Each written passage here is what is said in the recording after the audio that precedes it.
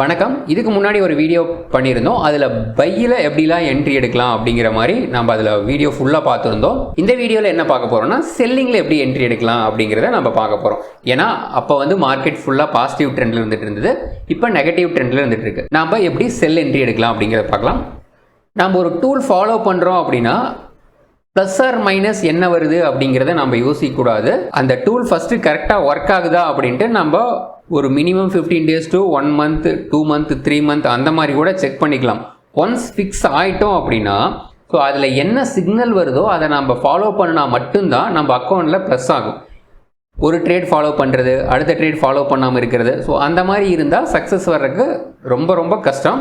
So consistency ரொம்ப முக்கியம். எல்லா ட்ரேடுமே ப்ராஃபிட் வரும் அப்படின்ட்டு நான் சொல்ல வரல, பட் ஓவராலாக ப்ராஃபிட் வர்றதுக்கு நிறையா வாய்ப்பு இருக்குது. எப்படி அதை ப்ராஃபிட் பண்ணுறது அப்படிங்கிறத பார்க்கலாம். ஃபஸ்ட்டு நம்ம டெய்லி ட்ரெண்ட் பார்த்துக்கணும். இங்கெல்லாம் பார்த்தீங்கன்னா பாசிட்டிவான ட்ரெண்ட் இருந்துகிட்டு இருந்துச்சு. ஸோ இந்த கேண்டில் க்ளோஸ் ஆனோடனே நமக்கு negative trend. Once candle close ஆனால் மட்டும்தான் அந்த சிக்னல் கன்ஃபர்மேஷன் ஆகும். நேற்றுக்கு பார்த்தீங்கன்னா மேலே வரைக்கும் போயிட்டு வந்திருக்கு. ஸோ அதனால் நம்ம மேலே இந்த டாட் டச் ஆனாலே நமக்கு பையிங் ட்ரெண்ட் அப்படின்னு முடிவெடுக்கக்கூடாது.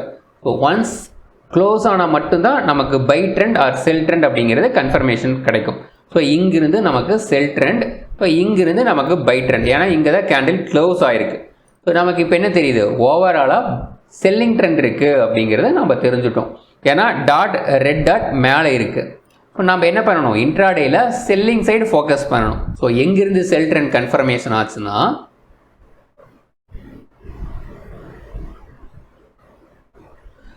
இப்போ இங்கிருந்து பார்த்தீங்கன்னா அல்டிமேட்டான செல் சிக்னல், இங்கிருந்து நமக்கு சூப்பரான ப்ராஃபிட் வந்திருக்கு. எத்தனை டாலர் ப்ராஃபிட்னு நம்ம பார்த்துடலாம். ஸோ இந்த ஓவர் சோல்டு உளுந்தது, இந்த ஃபஸ்ட் ஓவர் சோல்டு உளுந்ததுக்கே இங்கே உளுந்துருக்கு. ஸோ அதுக்கு பார்த்தீங்கன்னா நமக்கு $21.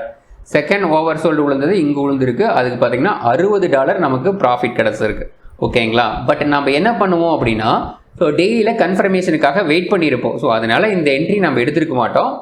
அடுத்தது என்ட்ரி எங்கே எடுத்திருப்போம், இங்கே செல் சிக்னல் இருக்குது. நம்ம செல் சிக்னல் எடுக்கணும் அப்படின்னா ஃபஸ்ட்டு 3 கன்ஃபர்மேஷன் வேணும். ஃபஸ்ட்டு டெய்லி ட்ரெண்டில் செல் ட்ரெண்ட் இருக்கணும், தென் நமக்கு இந்த ஏரோ வந்துட்டு செல் ட்ரெண்ட் ரெக்கமெண்ட் பண்ணணும், தென் இந்த ட்ரெண்ட் டூல் பார்த்தீங்கன்னா செல் ட்ரெண்ட் ரெக்கமெண்ட் பண்ணணும், கீழே ரெட் இருக்கணும். ஸோ இந்த 3 கன்ஃபர்மேஷனும் நமக்கு இன்ட்ராடேயில் மேட்ச் ஆகணும். டெய்லி ட்ரெண்ட் பையா செல்லா அப்படிங்கிறத நம்ம ஸ்டார்டிங்லேயே பார்த்துக்கணும். அடுத்த நாள் இங்கே பை சிக்னல் விழுந்துருச்சு. இந்த ட்ரெண்டில் நமக்கு பை சிக்னல் விழுந்துருச்சு, கீழே ரெட் இருக்குது. நம்ம ஏன்னா டெய்லி ட்ரெண்ட் செல் அப்படிங்கிறத கன்ஃபர்மேஷன் பண்ணிட்டோம், செல்லிங் ஆப்பர்ச்சுனிட்டிக்காக வெயிட் பண்ணிகிட்டு இருப்போம். ஆல்ரெடி செல் ஏரோ இருக்குது.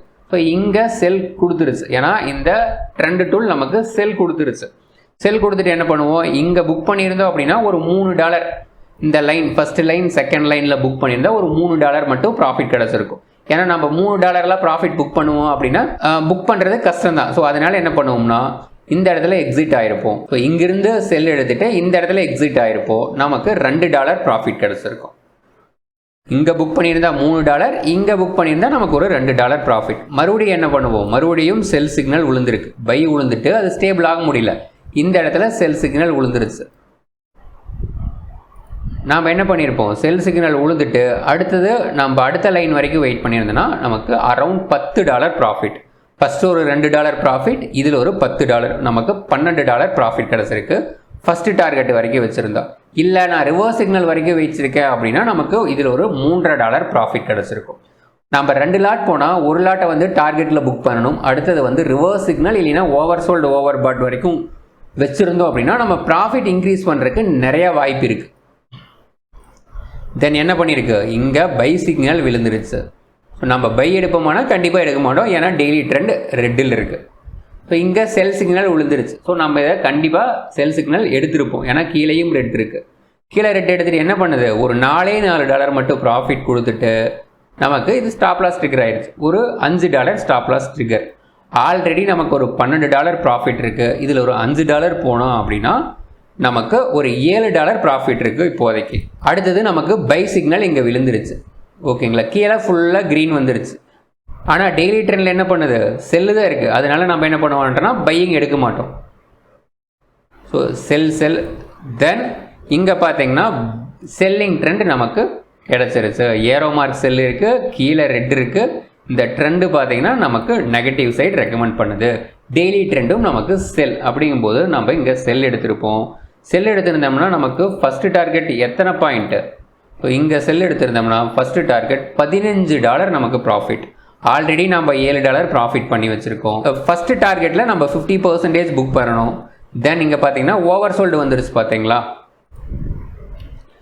இந்த டிக் மார்க் எங்கே வருதோ அதுதான் நமக்கு ஓவர் சோல்டு. இந்த கிரே கலர் வந்த பின்னாடி இந்த டிக் மார்க் வரும். ஸோ அது எங்கே வந்திருக்குன்னா இந்த இடத்துல வந்திருக்கு.